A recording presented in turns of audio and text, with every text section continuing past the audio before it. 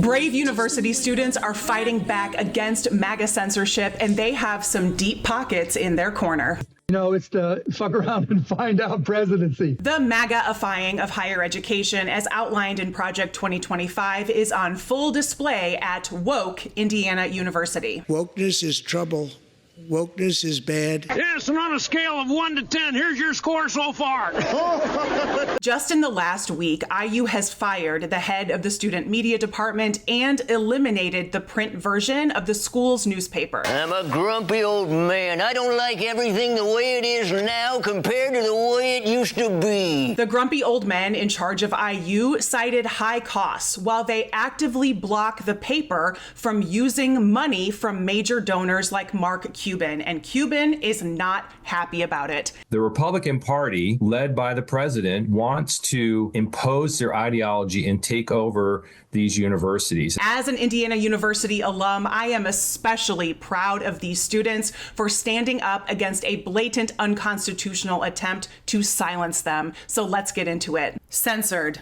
All caps in bold red letters. At the very top of this week's Indiana Daily Student e-edition, as students fight to maintain editorial independence. Student editors for the Indiana Daily Student say media school administrators told them no news could be published in the homecoming publication. If they're willing to violate the First Amendment for what they view as a business decision, it doesn't matter that it's print. It could go anywhere. On Tuesday, media school dean David Tolchinsky terminated Jim Rodenbush, the director of student media. In this termination letter shared with 13 News by the IDS, the dean wrote that Rodenbush, quote, failed to lead and communicate on behalf of the administration about plans to shift the school's focus from print to digital news. Right now, the paper operates under a charter, meaning students have full editorial control, even with IU helping cover expenses. What was once a daily paper has dwindled to now periodic print publications. School leaders cite costs. Our editorial independence has always supposed to be intact, and I think that's a little bit where this confusion comes from. An IU spokesman said the university can't comment on personnel matters, but said, quote, as part of the 2024 action plan for student media, the campus is shifting resources from print to digital media, prioritizing student experiences that are more consistent with today's digital-first media environment, while also addressing a long-standing structural deficit at the IDS. Editorial control remains fully with IDS leadership, and the university will continue to work closely with them to ensure the strength, sustainability, and independence of student media at IU. The student paper does maintain a strong digital presence, but worry that could be on the chopping block next. This is not a path we really want to go down. If they can tell us what we can and cannot print, where does that lead us in the future? We're not hung up on print. We're hung up on editorial independence. Editorial independence now at the center of a censorship debate at IU Bloomington. Ashton Hackman, 13 News. Although the paper has had financial struggles in recent years, it's obvious that Rodenbush's firing and the elimination of the paper's print version are tied to the paper's refusal to be censored. And adding to the intrigue here is the fact that wealthy Indiana University alum Mark Cuban has donated hundreds of thousands of dollars to the paper, but according to Rodenbush, IU administration would not let him use any of Cuban's donations for the paper's operational expenses. Rodenbush said administration told him to think strategically and find better uses for the money. Cuban took to Twitter to say he was not happy about these recent decisions made by IU, saying that censorship is not the way. This is just the latest censorship attack because the Indiana Daily Student has been a target of MAGA candidates for quite some time. Indiana's Lieutenant Governor Micah Beckwith posted this front page from the Indiana Daily Student they ran right after the November 2024 election.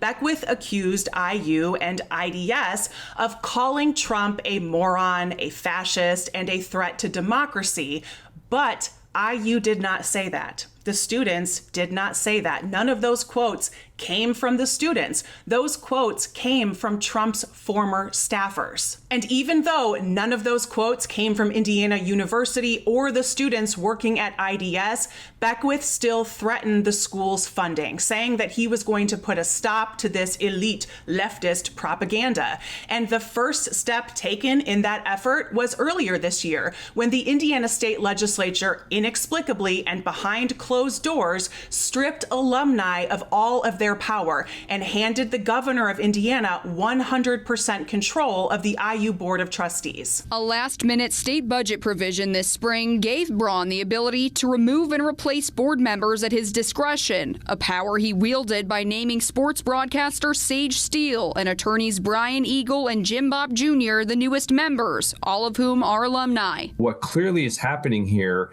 is the Republican Party, led by the President of the United States, wants to impose their ideology and take over these universities. And so what we see today is just the state level step to do that. State Representative Matt Pierce, along with fellow Indiana Democrats, is against the move they say undermines IU's work to recruit quality faculty and students. So what that means is, that cancer cure researcher who's working at IU, who now is forced to prove themselves with all these bureaucratic requirements, might decide there's a better place to do their research. Bopp says he applied in part to ensure all points of view are represented at IU. We have a real problem with intellectual diversity among our faculty.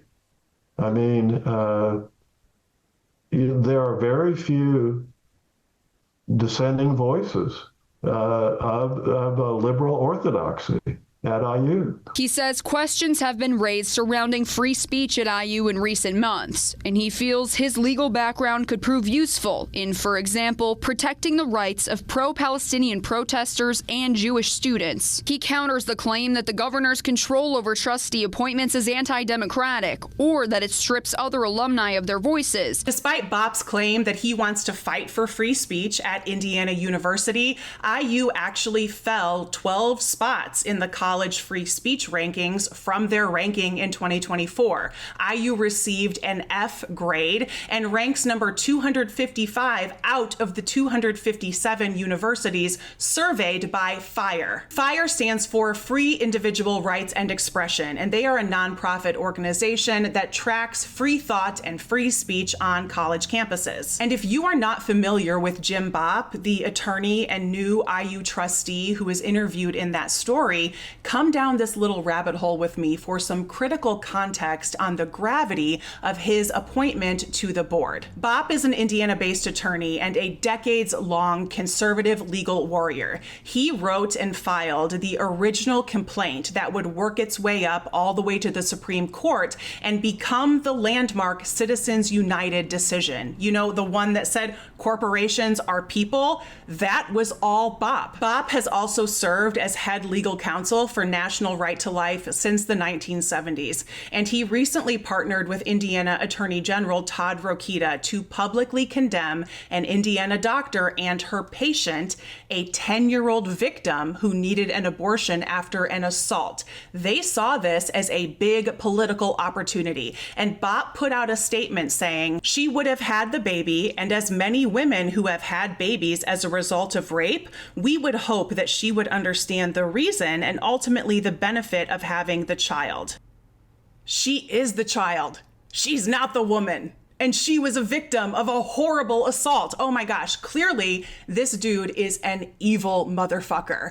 And now he is sitting on the IU Board of Trustees and has the audacity to talk about freedom. The long-term strategy that conservatives are implementing against the paper at IU is written on the wall. By eliminating the print version of the paper, they have cut off a key revenue stream that IDS relies upon. And this is what editors are saying has been their plan all along. They want to reduce revenue so that in a year or two, they can once again say it's not financially expedient to keep running the paper and shutter the paper completely. Donations given to IU, like the ones that come from Mark Cuban, are given through the IU Foundation. And when the Indy Star reached out to the foundation asking why IDS is not able to use Cuban's donations, the foundation said they are committed to honoring the intent of their donors. If that's the case, then IDS should have access to Cuban's donations so they are better prepared to weather this storm. And I'm guessing we have not heard the last from Cuban on this. Let's keep this conversation going. Share this story with someone in your life, and we're going to bring you updates as soon as they become available, so make sure you subscribe. For Really American Media, I am Corinne Straight. Thanks for watching. I'll see y'all next time.